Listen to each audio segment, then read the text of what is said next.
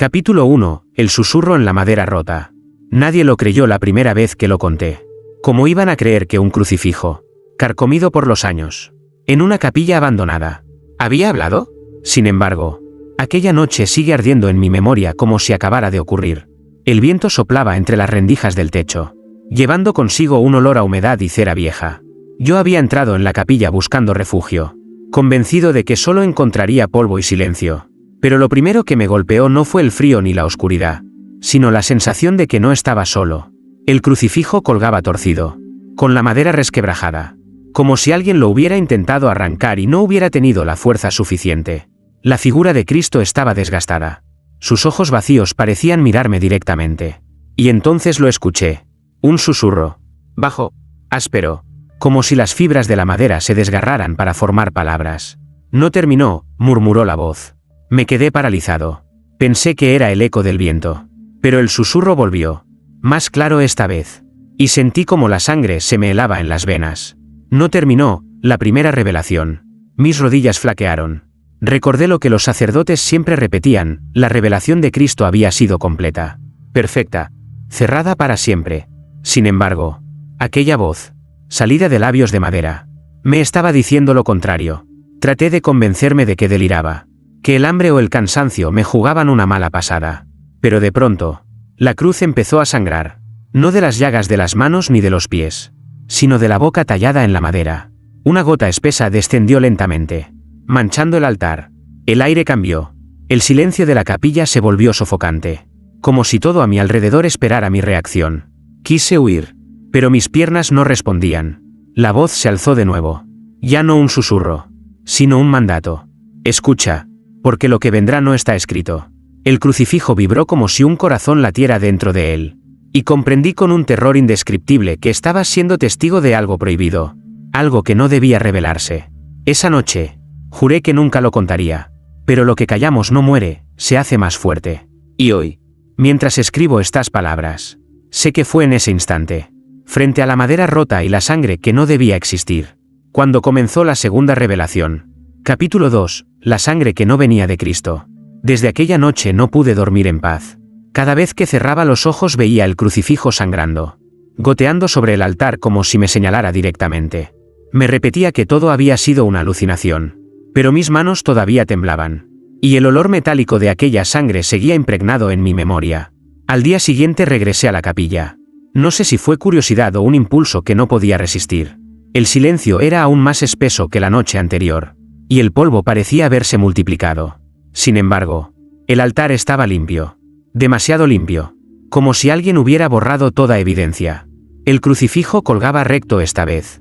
Y la madera ya no mostraba la grieta de la que brotaba la sangre. Me acerqué con cautela. El corazón me martillaba en el pecho. No había huellas de gotas secas ni manchas en el suelo. Nada. Solo el olor, ese mismo olor a hierro y a tierra húmeda que me atravesó de inmediato. Entonces lo escuché otra vez. No fue un susurro esta vez. Fue un gemido profundo, como un lamento atrapado en siglos de silencio.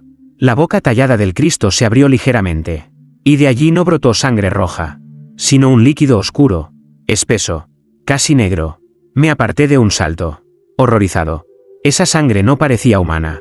Tenía un brillo extraño, como si ocultara reflejos que no pertenecían a este mundo. Se extendió lentamente sobre el altar formando líneas que recordaban a símbolos antiguos. Crucé la mirada con el rostro del Cristo tallado y juro que sus labios se movieron. Esta sangre no es mía, dijo la voz. Un silencio sepulcral cayó sobre la capilla. Pertenece al que vendrá. Un escalofrío me recorrió la columna. ¿Qué significaba aquello? ¿Acaso hablaba de un segundo Mesías? ¿O de un falso redentor que vendría a reclamar lo que no le correspondía? De pronto, las paredes temblaron levemente, como si la piedra misma hubiera reaccionado a esas palabras. El crucifijo dejó de sangrar y la madera volvió a cerrarse, quedando intacta. Pero yo sabía lo que había visto. Sabía que ese líquido oscuro estaba escrito ahora en mis ojos. Imposible de olvidar. Salí corriendo de la capilla con el presentimiento de que lo narrado en las escrituras no era el final, sino apenas el inicio. Y en lo profundo de mi ser entendí una verdad que me aterraba: la segunda revelación no traería consuelo, sino caos. Capítulo 3. El nombre prohibido.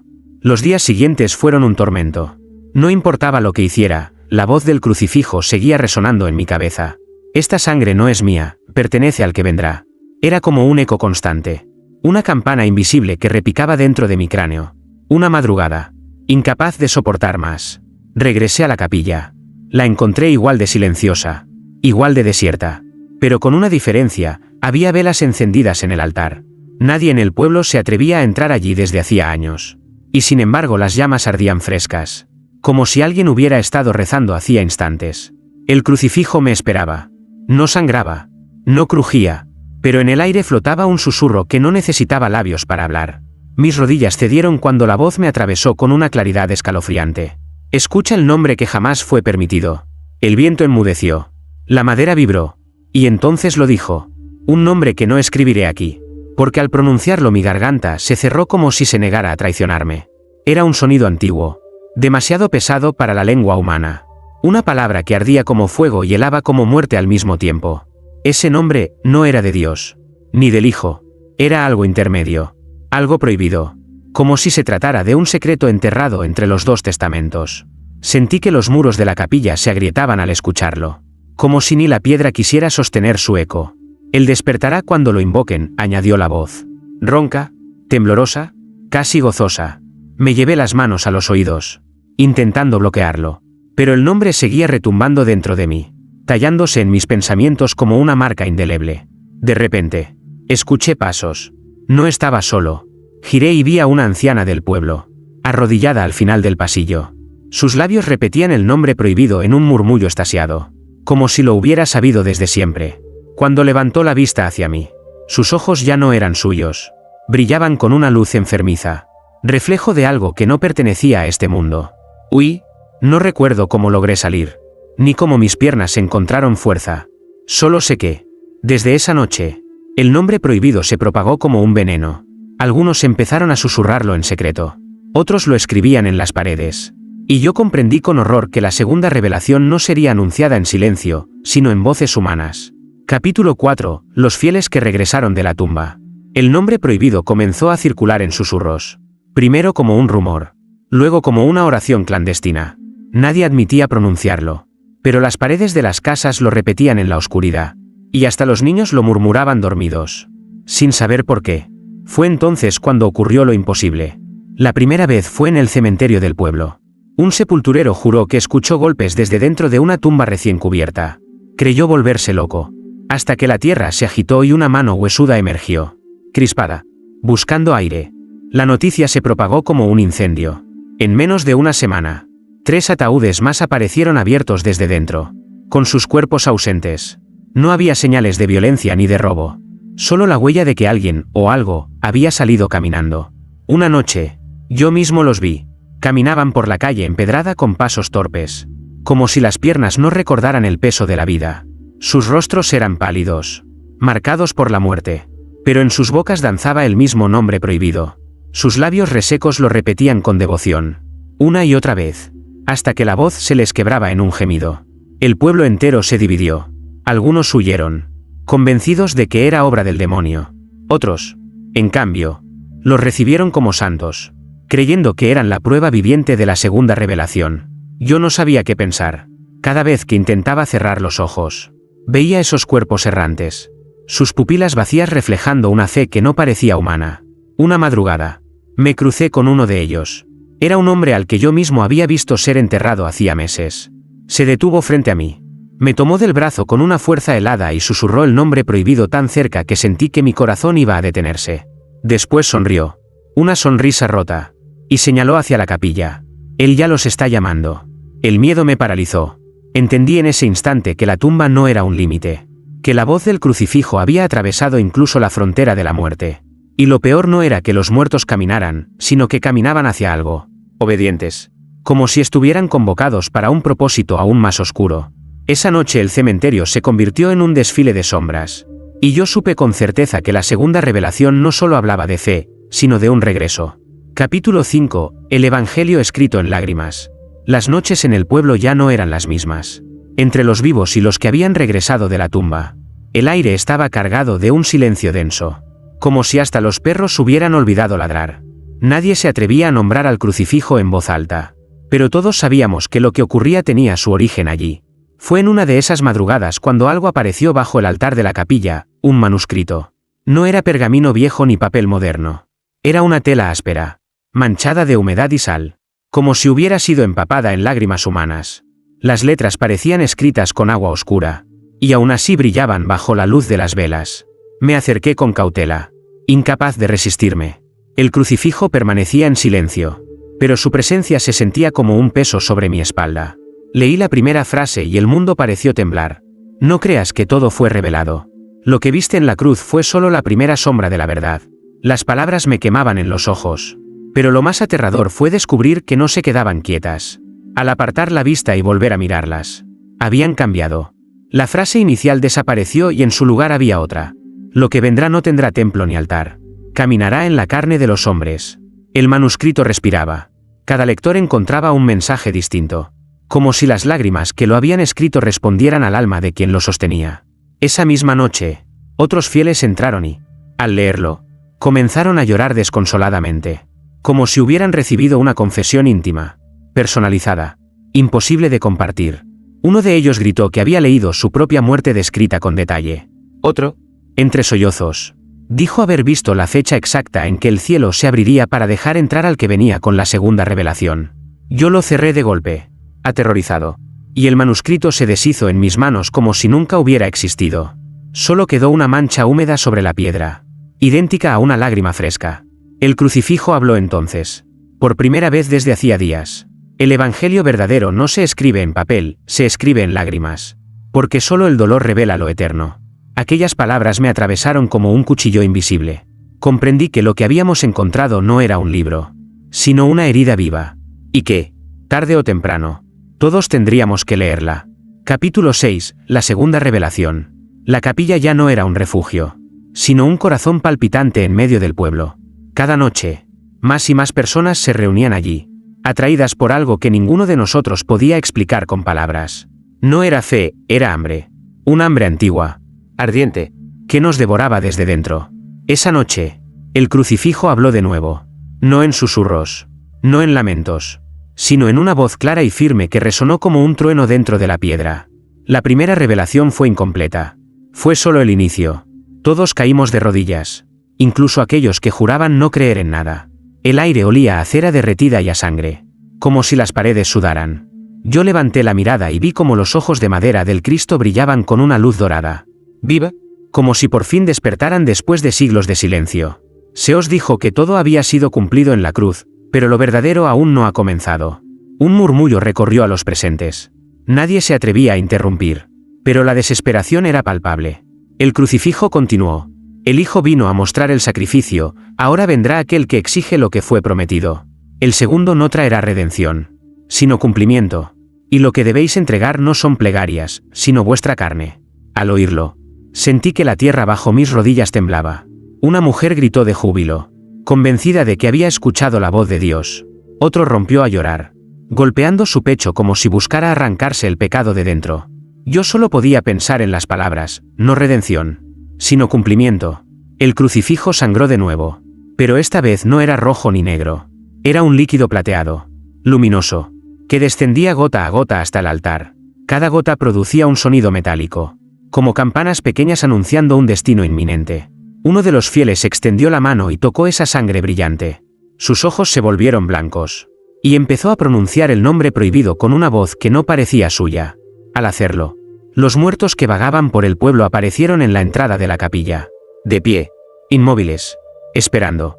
La segunda revelación no era un mensaje escrito ni un secreto oculto, era una orden. Una orden que pedía algo que nadie en la iglesia habría permitido jamás. Yo lo entendí con un terror que casi me rompe el alma. La cruz ya no hablaba del Cristo que conocíamos. Hablaba de alguien más. Alguien que aún no había llegado, y que nosotros mismos estábamos llamando. Capítulo 7. El sacerdote que perdió la fe. El padre Esteban había servido en la parroquia del pueblo durante más de 30 años. Era un hombre austero, rígido, que conocía de memoria cada salmo, cada oración, cada dogma. Para muchos, su voz era la última certeza que quedaba en un mundo cada vez más resquebrajado. Pero aquella noche, cuando entró en la capilla y escuchó al crucifijo hablar, algo dentro de él se quebró. No redención, sino cumplimiento, había proclamado la voz de madera. El sacerdote cayó de rodillas, con los labios temblorosos. Intentó rezar el Padre Nuestro, pero lo único que salió de su boca fue una palabra desconocida, gutural, que lo hizo estremecerse. Volvió a intentarlo. Y otra vez esa misma sílaba prohibida escapó de su garganta, como si su fe hubiera sido arrancada de raíz y reemplazada por un idioma que no era humano. Los fieles lo miraban horrorizados. Algunos lloraban. Otros se persignaban, convencidos de que el demonio había tomado posesión del padre Esteban. Él mismo, desesperado, golpeó su pecho y gritó: «Señor, devuélveme mis oraciones». Pero el crucifijo respondió con una calma que helaba la sangre: «No puedes rezar lo que ya ha muerto. Solo puedes pronunciar lo que vendrá». El sacerdote se desplomó, cubriéndose los oídos, pero la voz seguía dentro de su cabeza, repitiendo el nombre prohibido una y otra vez. Cuando se levantó, sus ojos estaban vacíos de toda fe. Miró a su congregación y dijo con una voz rota: «Ya no me acuerdo de Dios. Solo me acuerdo de Él, el que vendrá». El silencio en la capilla fue absoluto. Aquellos que habían creído encontrar en Esteban un refugio entendieron que estaban solos. El pastor se había convertido en un testigo sin fe, en un eco hueco de una iglesia que se desmoronaba. Esa noche lo vi vagar por las calles, con los labios moviéndose sin cesar, murmurando el nombre que yo mismo trataba de olvidar. No era ya sacerdote, ni hombre, era un heraldo involuntario de la segunda revelación. Y en mi interior sentí un miedo que no había sentido nunca. Si hasta un sacerdote podía olvidar a Dios, ¿qué esperanza quedaba para nosotros? Capítulo 8. La cruz que exigía sacrificios. El pueblo estaba dividido. Algunos hablaban de milagro, otros de blasfemia, pero nadie se atrevía a negar lo que ocurría. Los muertos caminaban. Los vivos lloraban oraciones en lenguas desconocidas. Y el crucifijo seguía sangrando con esa luz plateada imposible. Aquella noche, la capilla estaba abarrotada. Nadie había convocado la reunión, pero todos sabíamos que debíamos estar allí. El aire olía a incienso mezclado con carne húmeda, y el silencio era tan profundo que se podía escuchar el temblor de nuestras respiraciones. De pronto, la voz del crucifijo llenó el espacio. El cumplimiento no se logra con rezos. El cumplimiento exige entrega.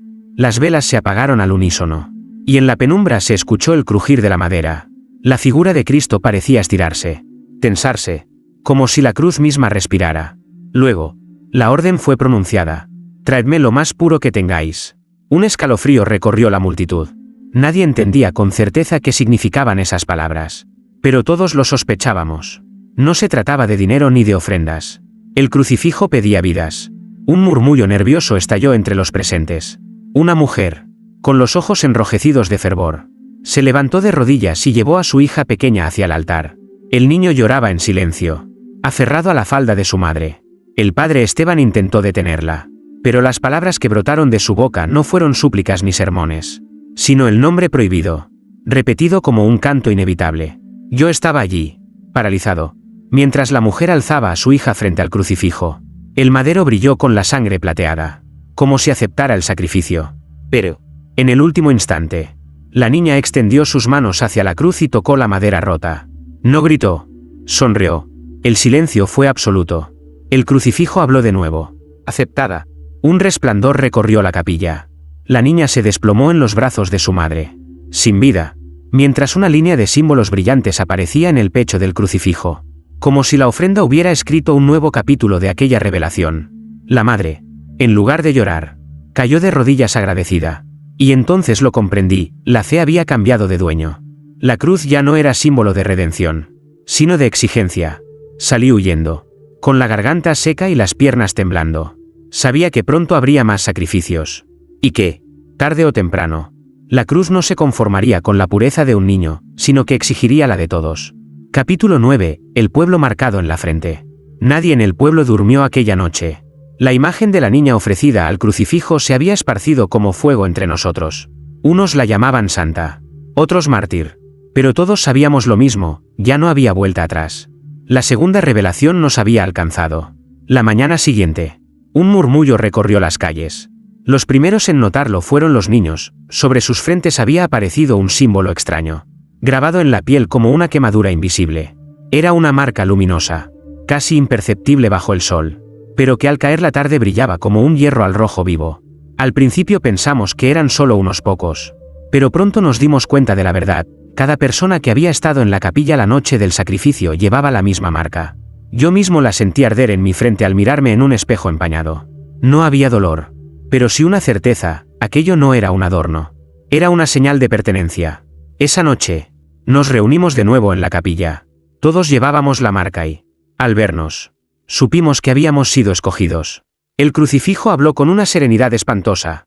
Ya no sois vuestros. Habéis sido señalados para el cumplimiento. Un coro de voces se elevó espontáneamente. Algunos lloraban de fervor, otros de terror. Pero nadie pudo resistirse. El nombre prohibido surgió de nuestras gargantas como si hubiera estado esperando allí desde siempre. De pronto, escuchamos pasos en el exterior. Eran los muertos. Avanzaban por la calle en procesión. Y cuando cruzaron la puerta, vimos que ellos también llevaban la marca en la frente.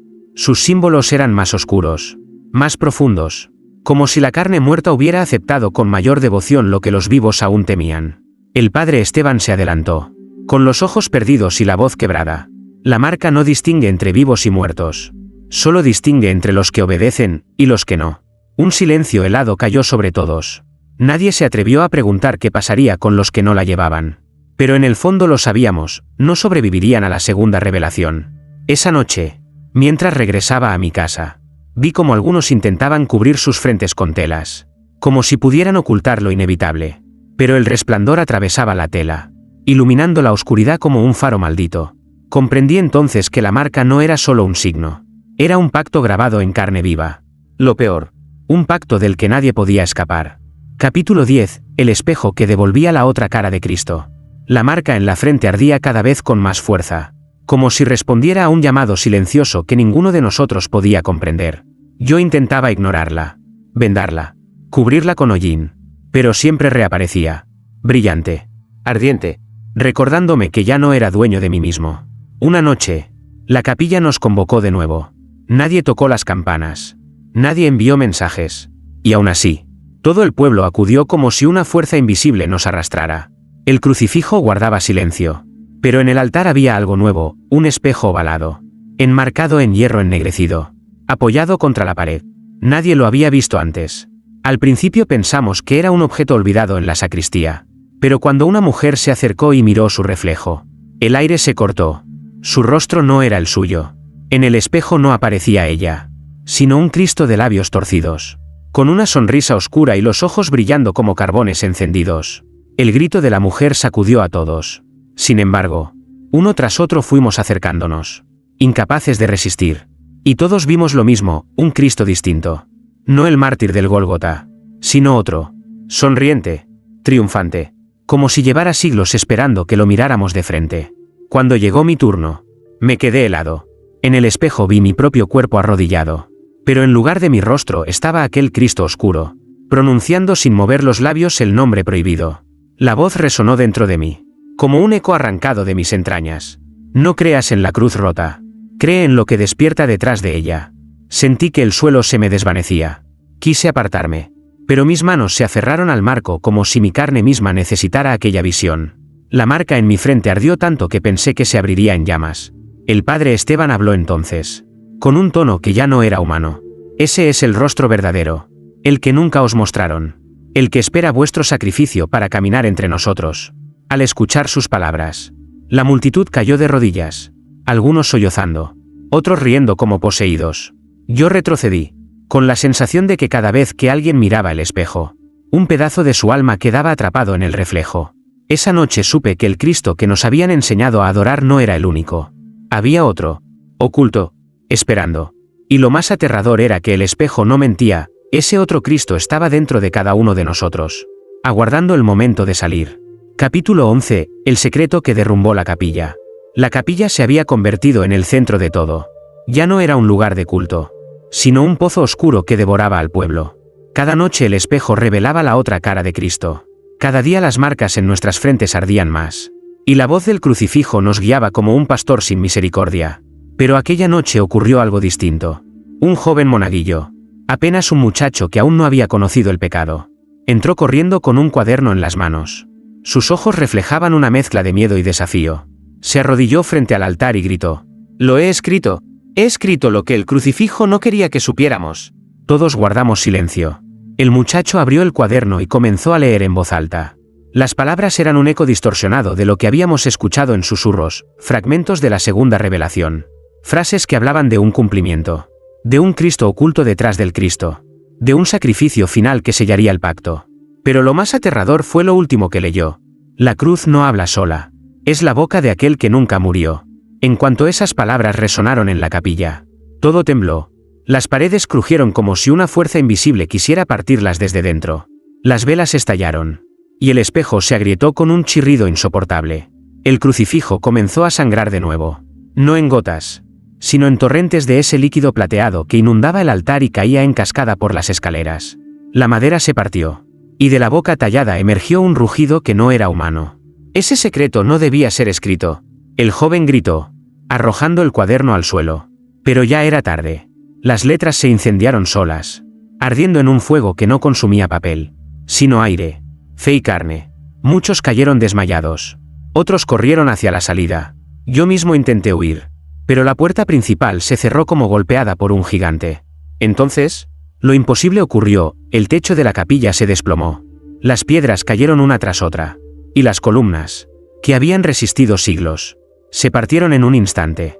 Entre el polvo y los gritos, logré arrastrarme hasta un rincón, mientras la voz del crucifijo, ensordecedora, repetía una sola frase. El que revela antes de tiempo destruye el templo, pero abre la puerta. Cuando el derrumbe cesó, la capilla ya no existía. Solo quedaba una ruina humeante en el centro del pueblo. Pero en medio de las cenizas, de pie, intacto, estaba el crucifijo, y aunque no tenía altar, seguía hablando. Esa noche comprendí que las piedras podían caer. Los muros podían romperse. Pero la segunda revelación no necesitaba templo para florecer. Había nacido. Y ya nada la detendría. Capítulo 12. El juicio de los que escucharon. Las ruinas de la capilla ardían todavía cuando la multitud se reunió alrededor del crucifijo intacto. Nadie entendía cómo aquella cruz, ennegrecida y rota, había sobrevivido al derrumbe. Pero allí estaba, en pie, como si la destrucción hubiese sido solo un escenario preparado para su próxima palabra. El silencio se extendió entre los vivos y los muertos que vagaban. El aire olía a polvo y sangre, y una tensión invisible nos apretaba el pecho. Entonces, la voz resonó, grave, solemne, sin eco humano. Ha llegado el juicio para los que escucharon. Las marcas en nuestras frentes ardieron con un fuego insoportable. Algunos cayeron al suelo, gritando, como si la piel se les abriera desde dentro. Otros lloraban de rodillas, rogando perdón, aunque sabían que ya no rezaban al mismo Dios de antes. De pronto, la cruz brilló con una luz plateada que iluminó a toda la multitud. Unos eran señalados por el resplandor, otros quedaban en sombras. No había explicación ni lógica, solo una certeza: el crucifijo estaba separando. Un anciano, marcado por la luz, comenzó a levitar lentamente. Su cuerpo rígido, los ojos en blanco. La gente lo miraba aterrorizada, hasta que la voz tronó, aceptado. El cuerpo se desplomó sin vida, pero con una sonrisa serena, como si hubiera alcanzado algo que nosotros no comprendíamos. Luego, la cruz volvió hacia los que quedaban en la oscuridad. Sus frentes ardieron más fuerte hasta que la piel se abrió, dejando salir un humo negro, espeso, que se alzó como un lamento. Los que gritaban fueron silenciados de golpe, como si una mano invisible los hubiera borrado. Rechazados. El pueblo entero presenció aquello, paralizado entre horror y fervor. Los muertos que habían regresado también fueron juzgados. Algunos cayeron en pedazos de hueso y polvo. Otros permanecieron de pie, obedientes, con sus marcas más brillantes que nunca. Yo, en medio de todos, sentí mi frente quemar como un hierro vivo. Temblé, esperando mi sentencia. La luz titubeó sobre mí, como si dudara. Por un instante pensé que sería borrado. Y el terror me arrancó un gemido ahogado. Pero la voz no me nombró. Fui dejado en pie, vivo, marcado, sin ser aceptado ni rechazado. A los que permanecen, les aguarda la última entrega. La multitud lloraba, unos de alegría, otros de desesperación. Y yo comprendí con un estremecimiento que el juicio no había sido el final, sino apenas la preparación. La segunda revelación no había concluido, su clímax estaba a punto de comenzar. Capítulo 13. La traición de la fe. Tras el juicio, el pueblo quedó dividido entre los aceptados, los rechazados y los que, como yo, habíamos quedado en un limbo extraño. No éramos dignos de la muerte serena ni de la condena inmediata. Éramos los que debían esperar, los que aún debían probar su entrega. Y esa espera se convirtió en un veneno. Fue en ese clima de tensión que surgió Tomás, un hombre que hasta entonces había sido poco más que una sombra entre los fieles. No era sacerdote ni profeta, pero su frente ardía con una marca más brillante que la de cualquiera. Decía que había comprendido lo que los demás no, que la segunda revelación no pedía obediencia ciega, sino un líder dispuesto a guiar el cumplimiento. El crucifijo nos ha mostrado el camino. Pero no caminará por nosotros, decía con voz segura. Necesita manos. Necesita lengua. Necesita un traidor. Al principio, sus palabras parecían blasfemia. Pero pronto muchos lo siguieron. Veían en él no a un rebelde, sino a un elegido dispuesto a hacer lo que nadie se atrevía. Incluso el padre Esteban, con sus ojos vacíos, ¿lo reconoció? Él habla la lengua del nuevo pacto. La traición comenzó con un gesto simple. Tomás ordenó retirar lo poco que quedaba de imágenes sagradas en el pueblo, crucifijos, rosarios, estampas. Todo fue arrojado a una hoguera frente a las ruinas de la capilla. El fuego crepitaba mientras las llamas devoraban siglos de fe, y la gente aplaudía como si celebrara una victoria. Yo lo observaba horrorizado. ¿Cómo podían aceptar eso? ¿Cómo podían aplaudir mientras destruían todo lo que alguna vez había representado a Dios? Pero entonces ocurrió algo que me heló aún más, el crucifijo. El único que no se había arrojado al fuego. Habló aprobando aquel acto. El que quema lo antiguo abre paso a lo eterno. La multitud rugió de júbilo. Tomás sonrió, con la seguridad de un hombre que ya no obedecía, sino que mandaba. Esa noche, proclamó su papel sin miedo. Yo seré el traidor de la primera fe, para ser el heraldo de la segunda. Y todos lo siguieron, como ovejas hipnotizadas. Mientras tanto, yo comprendí con angustia la magnitud de lo que estaba ocurriendo. La traición no era un error. Era parte del plan. Era la llave que abriría la puerta final. Y en lo más profundo de mí, sentí que el verdadero clímax de la segunda revelación estaba a punto de desatarse. Capítulo 14. La noche sin Dios. El día después de la hoguera. El pueblo amaneció extraño. No hubo canto de gallos, ni campanas en la iglesia vecina, ni un solo rezo murmurando en las casas. Era como si todas las voces hubieran sido arrancadas de raíz. El silencio pesaba tanto que hasta el viento parecía negarse a soplar. Esa misma noche, ocurrió lo que desde entonces llamamos la noche sin Dios. El cielo, que siempre había guardado un murmullo de estrellas, se cerró de golpe. Ninguna luz brillaba allá arriba. Ni luna, ni constelación, ni siquiera el resplandor lejano de las nubes. Todo se volvió un manto negro, un abismo sin fin que caía sobre nuestras cabezas. Los niños lloraban en las casas. Los ancianos se persignaban con manos temblorosas.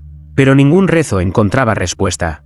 Las palabras de siempre, Padre nuestro, Ave María, Credo, salían de nuestras bocas como cenizas frías. Sin eco, sin consuelo. Fue entonces cuando Tomás, el nuevo heraldo, se levantó en medio de la plaza y habló con voz firme. Dios ya no está aquí. La primera revelación se ha marchitado. Esta oscuridad no es ausencia, sino preludio. El que vendrá necesita silencio, no plegarias. Muchos cayeron de rodillas, no para rezar, sino para escuchar. La marca en nuestras frentes ardió al unísono, iluminando el pueblo como brasas vivientes. El crucifijo, clavado todavía entre las ruinas de la capilla, brilló con un fulgor plateado, como si absorbiera toda esa oscuridad para alimentarse de ella. De repente, escuchamos un rugido lejano, profundo, que parecía provenir de debajo de la tierra. Las piedras del suelo vibraron. Algunos lo confundieron con un terremoto. Pero yo lo reconocí, era una respiración. Algo debajo de nosotros respiraba, despertando lentamente. El padre Esteban, con voz hueca, susurró. El silencio es la prueba de que ya no hay Dios, solo queda espacio para el nuevo. La desesperación me arrancó un grito. ¿Cómo podía un pueblo entero aceptar esa noche sin estrellas? Sin fe, sin esperanza. Pero lo peor no era la oscuridad del cielo. Lo peor era descubrir que ninguno de nosotros la rechazaba. La mayoría la abrazaba como un don. Como si, por fin, el vacío hubiera llenado todas las respuestas. Esa noche entendí que no era el fin del mundo, era el inicio de un mundo sin Dios. Capítulo 15. El crucifijo que se arrancó de la pared. La noche sin Dios no terminó al amanecer. El sol nunca apareció. El pueblo entero despertó en un crepúsculo eterno. Una penumbra que parecía no querer abandonarnos jamás. Los pájaros no cantaban. Los relojes se detenían. Y hasta el agua de los pozos sabía a óxido. Era como si el tiempo mismo hubiera decidido renunciar. En medio de aquel vacío, el crucifijo comenzó a moverse. Nadie lo tocó. Nadie lo empujó. Pero la madera crujió con un gemido que estremeció hasta los cimientos de las ruinas. Primero se inclinó hacia adelante, como si quisiera liberarse.